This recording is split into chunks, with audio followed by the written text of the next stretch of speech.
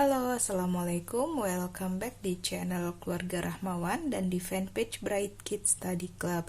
Kita mau melanjutkan membahas buku Bu Pena 5C, teman-teman ya. Kita mau bahas tema 7, latihan soal subtema 2 yang ada di halaman 136. Oke, langsung aja. Kita mulai ya dari muatan IPA. Nomor 1, benda yang tidak bisa mengalami perubahan wujud dari padat ke cair lalu kembali lagi ke padat adalah, yang tidak bisa berubah menjadi cair lalu balik ke padat lagi, ini adalah kamper, teman-teman ya, kamper atau kapur barus. Jadi kalau es krim bisa jadi cair lalu ketika didinginkan dia balik ke padat lagi, bisa. Lilin juga bisa, logam juga bisa. Logam jika dibakar dia akan mencair, tapi setelah itu dia akan kembali padat lagi. Nomor 2, setelah mencair mentega dapat kembali menjadi benda padat jika didiamkan ya, didiamkan dia akan menjadi padat. Lalu nomor 3, perhatikan gambar berikut. Proses pelelehan logam pada gambar tersebut adalah contoh kegiatan penyerapan kalor karena logam dipanaskan dengan suhu tinggi dan mencair ya. Menyerap kalor itu karena dipanaskan. Lalu nomor 4, saat dipanaskan air akan menyerap kalor sehingga akan berubah menjadi uap air yang berwujud gas ya. Ketika dipanaskan air itu menyerap kalor lalu dia akan berubah wujud menjadi uap air. Uap air itu wujudnya gas ya. Nomor 5, ibu membuat es krim dari agar-agar yang dicampur air. Setelah selesai membuat campuran, ibu memasukkannya ke dalam alat cetak lalu menaruhnya di dalam freezer. A. Tuliskan perubahan wujud benda yang terjadi pada campuran es krim tersebut. Nah, karena tadinya cair dimasukkan freezer dia menjadi padat, maka itu disebut membeku ya. Lalu pertanyaan B, mengapa benda yang dimasukkan ke dalam freezer dapat membeku? Jelaskan ya, kenapa dapat membeku? Karena terjadi pelepasan kalor. Pelepasan kalor itu artinya didinginkan, teman-teman ya. Kalau penyerapan kalor itu dipanaskan. Oke, kita lanjut muatan bahasa Indonesia. Bacalah teks berikut untuk menjawab soal nomor 1 sampai 3. Bulan Agustus 1945 menjadi bulan yang kurang menyenangkan bagi pemerintah Jepang. Pada bulan tersebut, posisi Jepang sudah sangat terdesak oleh pasukan sekutu dan dalam perang. Tepatnya tanggal 6 dan 9 Agustus 1945, pasukan sekutu berhasil menghancurkan dua kota besar di Jepang, yaitu Hiroshima dan Nagasaki.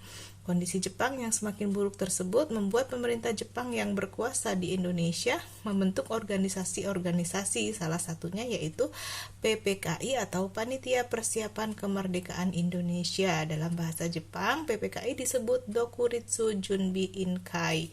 PPKI diketuai oleh Ir Soekarno dengan didampingi oleh Muhammad Hatta sebagai wakilnya. Lalu pertanyaannya, ide pokok paragraf pertama teks tersebut adalah, nah dari teks tersebut ide pokoknya adalah yang C, teman-teman ya, pemboman kota Hiroshima dan Nagasaki.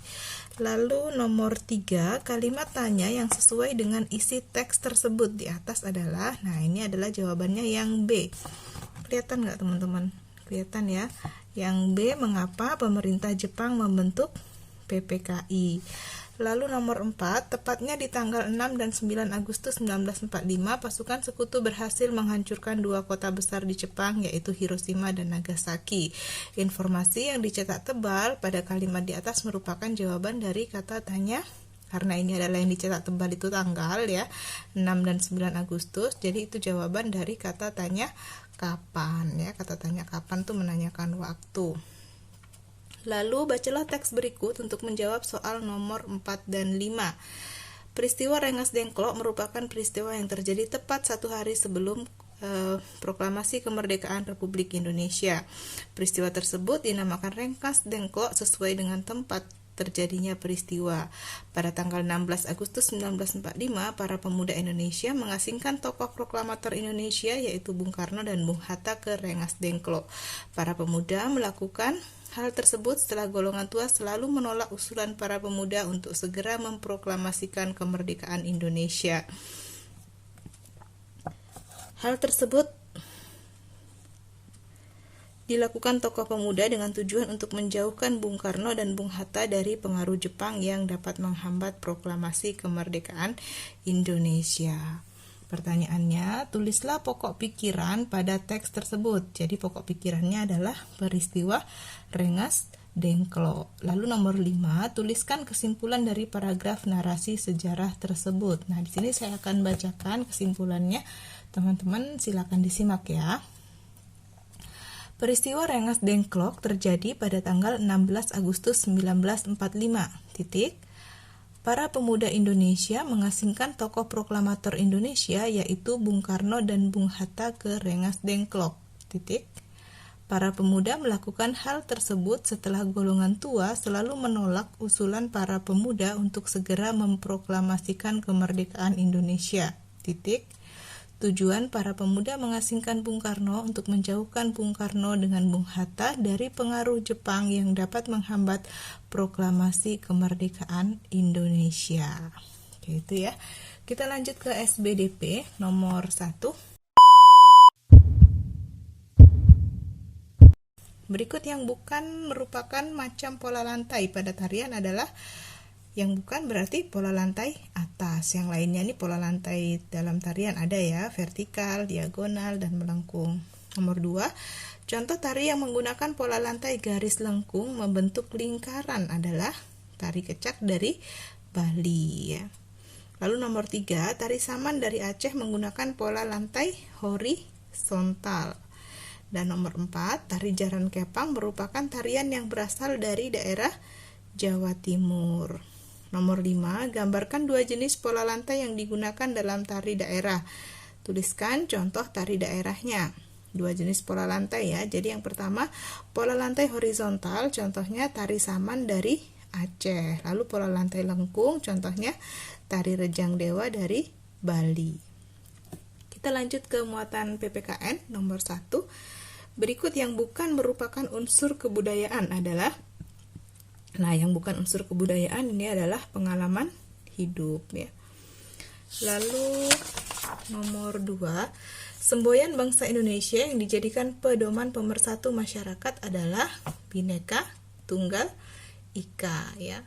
Nomor 3, tuliskan 2 contoh kegiatan yang menggambarkan kerukunan dan keberagaman masyarakat. Contohnya adalah gotong royong dan juga kerja bakti.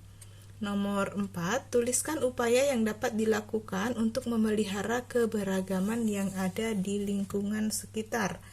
Ya. Di sini saya akan bacakan jawabannya. Teman-teman silakan disimak ya. Upaya yang dapat dilakukan untuk memelihara keberagaman yang ada di lingkungan sekitar adalah menyelenggarakan pertunjukan kesenian daerah dan membuat sanggar tari daerah. Lalu nomor 5, kamu ditunjuk sebagai panitia perayaan upacara lomba kemerdekaan di sekolah. Teman-temanmu berasal dari daerah yang berbeda dan memiliki jenis permainan yang beragam. Bagaimana seharusnya sikapmu yang sesuai dengan Bhinneka Tunggal Ika?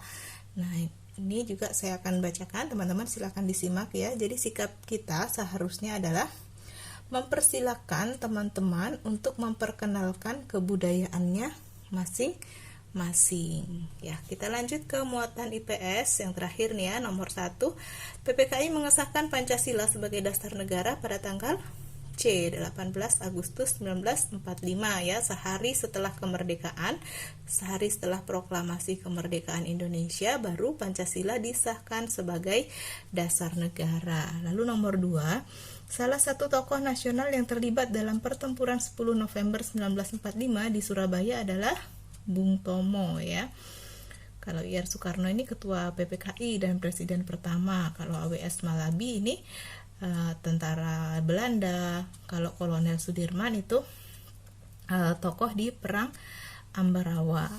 Lalu nomor 3, taktik Jepang untuk menarik simpati rakyat Indonesia adalah dengan cara menjanjikan kemerdekaan ya. Lalu nomor 4, apa yang terjadi setelah tentara sekutu mengeluarkan ultimatum untuk mengosongkan Bandung bagian utara? Jelaskan. Maka yang terjadi adalah pertempuran di Bandung Utara ya.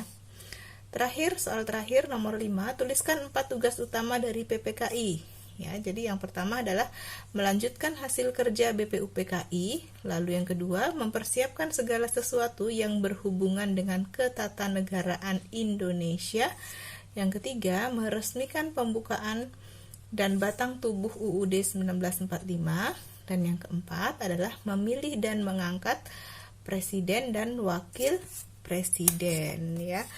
Oke, udah selesai pembahasan kita ya. Semoga bisa membantu teman-teman mengerjakan PR ataupun tugas sekolah ataupun belajar secara mandiri di rumah. Jangan lupa untuk like, comment, subscribe, dan share juga ke teman-teman yang lain ya.